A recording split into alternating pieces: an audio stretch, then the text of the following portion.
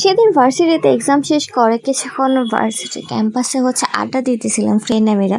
So তখন দেখলাম যে একটা গাছ থেকে আম পড়েছে, তাও আবার আমাদের সামনে।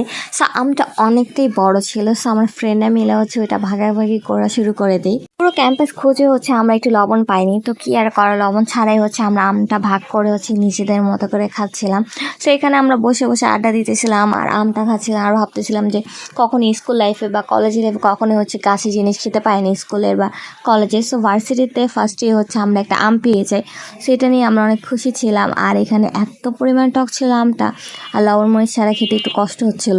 আর আমের সাইজটা দেখো কি পরিমাণ বড়, এটা এত বড় একটা আম ছিল যে আমরা 4জন মিলে শেষ করতে পারছিলাম না। পরে আমার ফ্রেন্ডরা এটা বাসায় নিয়ে যায়, কারণ লবণ মরিচ ছাড়া এটা খেতে একটু কষ্ট হচ্ছিল, কারণ অনেকটা টক ছিল। এরপর আমরা শহীদ মিনারে চলে যাই। মানে আমি যখনই ভার্সিটি আসি তখন আমার শহীদ মিনারে যেতে হবে, আর শহীদ মিনারে ওইখানকার ফুচকাওয়ালা থেকে ফুচকা খেতে হবে। ওই জায়গার ফুচকা আমার এত পছন্দ, আমি যখনই চাষেরা যাই তখনই এখান থেকে ফুচকা নিয়ে নিই।